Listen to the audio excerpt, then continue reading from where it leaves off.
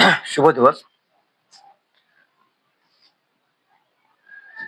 हल्ली ज्येष्ठ नागरिकांच्या किंवा नागरिकांना आरोग्यविषयक समस्या भेडसावत आहेत.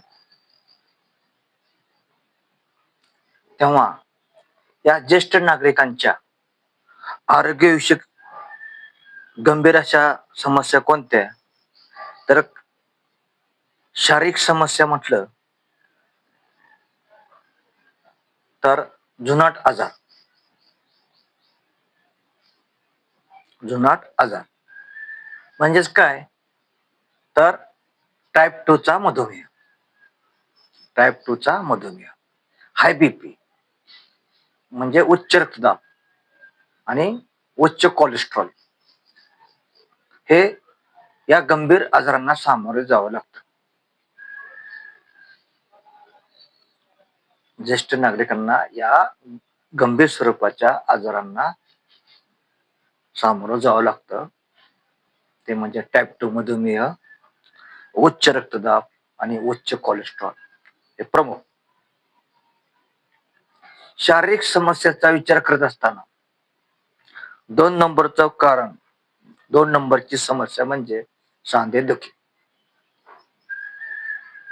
तेव्हा संधिवात, गुडघे किंवा खुवा प्रत्यारोपण यासारख्या समस्यांना सामोरं जावं लागतं. तेव्हा आता 3 नंबरची समस्या कुठली असेल तर हृदयविकार.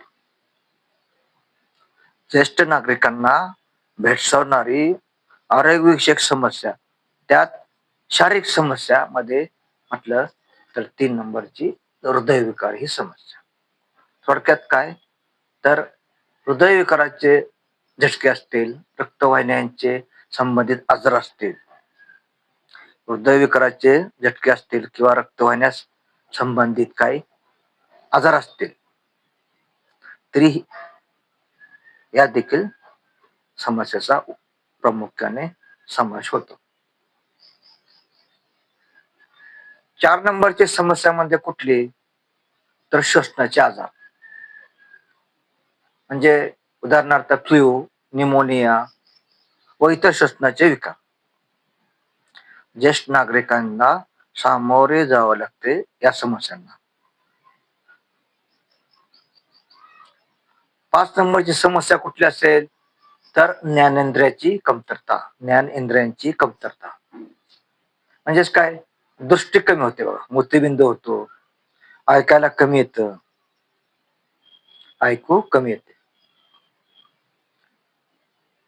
पुढील समस्या कुठली? तर कर्करोग.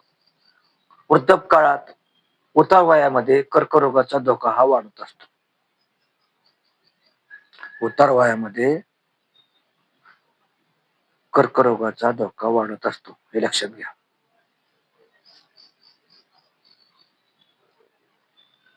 आणि नंबर 7 समस्या म्हटलं तर हाडे कमकुवत होतात. हाडे कमकुवत होतात. ऑस्टिओपोरोसिसमुळे फ्रॅक्चर होण्याचा धोका जास्तीत जास्त लोकांना असतो बघा. वाढत्या वयामध्ये किंवा ज्येष्ठ नागरिकांना या समस्येला सामोरं जावं लागतं. हाडे कमकुवत झाले, ऑस्टिओपोरोसिस झाला, तर त्या ऑस्टिओपोरोसिसमुळे काय होतं? थोडं जरी पडलं, पाय घसरला तरी फ्रॅक्चर होण्याचा धोका जास्तीत जास्त असतो आणि फ्रॅक्चर होतोच. तेव्हा ज्येष्ठ नागरिकांच्या बाबतीत आरोग्यविषयक शारीरिक समस्या कोणत्या असतील तर जुनाट आजार असतील, टाईप 2 मधुमेह, उच्च रक्तदाब, उच्च कोलेस्ट्रॉल, सांधेदुखी म्हणजे संधिवात, गुडघेदुखी, खुबा प्रत्यारोपण, तसेच हृदयविकार,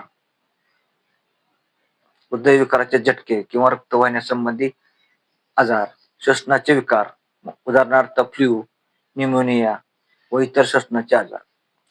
ज्ञानेंद्रियाच्या बाबतीत म्हटलं तर काय होतंय? ज्ञानेंद्रियाची कमतरता, उदाहरणार्थ मोतीबिंदू, दृष्टी कमी होणे, ऐकायला कमी येणे म्हणजे ऐकू कमी येणे, उतार वयामध्ये कर्करोगाचा धोका वाढलेला असतो, लक्षात ठेवा. आणि हाडे देखील कमकुवत झालेली असतात.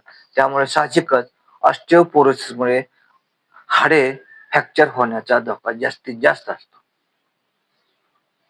तेव्हा ज्येष्ठ नागरिकांना आरोग्यविषयक समस्या, शारीरिक समस्या हा थोडक्यात विचार जर केला तर वाढत्या वयानुसार चयापचय शक्ती देखील कमी झालेली असते. हे एक नंबरचं समस्या आहे. वाढत्या वयानुसार चयापचय शक्ती कमी होणे आणि 2 शरीरातील प्रतिकारक शक्ती कमी होणे हे प्रमुख 2 समस्या ही ज्येष्ठ नागरिकांना जास्तीत जास्त भेडसावतात. 99% लोकांना या समस्या सामोरे जावं लागते. कोणत्या? वाढत्या वयानुसार चयापचय शक्ती कमी होणे आणि 2 शरीरातील प्रतिकारक शक्ती कमी होणे. या 2 महत्वाची कारणे या समस्याला लागू पडतात. तेव्हा ज्येष्ठ नागरिकांनी आपण व्यवस्थित काळजी घ्यावी आणि निरोगी राहण्याचा प्रयत्न करावा. सकस आणि पौष्टिक असा आहार घ्यावा. तेव्हा ज्येष्ठ नागरिकांना आरोग्यविषयक समस्या बाबतीत शारीरिक समस्या जर कुठल्या असतील तर या समस्यांना त्यांना सामोरं जावं लागतं. त्यामुळं काळजी घेणं हे अत्यंत गरजेचं आहे.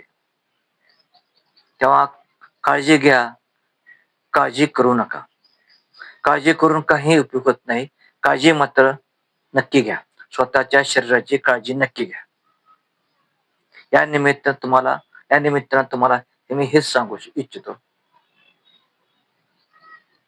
तेव्हा निरोगी जीवन जगा, आनंदी जीवन जगा, सकारात्मक जीवन जगा. तेव्हा व्हिडिओ कसा वाटला लाईक करा, एक लाईक करा, इतरांना व्हिडिओ शेअर करा. नवीन असाल तर सबस्क्राईब करा. पुढील व्हिडिओ पाहण्यासाठी बेल आयकॉनला टच करा.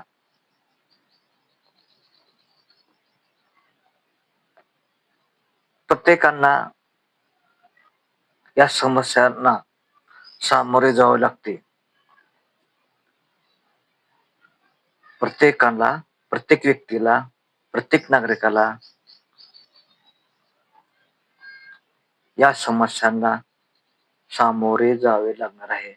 तेव्हा आतापासूनच काळजी घ्या. ज्येष्ठ नागरिकाचीही काळजी घेणं अत्यंत गरजेचं आहे.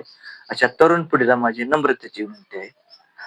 आणि आपण स्वतःही काळजी घ्या आणि ज्येष्ठ नागरिकाची देखील काळजी घेत चला. एवढीच मी इच्छा व्यक्त करू इच्छितो. तेव्हा पुढील व्हिडिओ पाहण्यासाठी बेल आयकॉनला टच करा. धन्यवाद.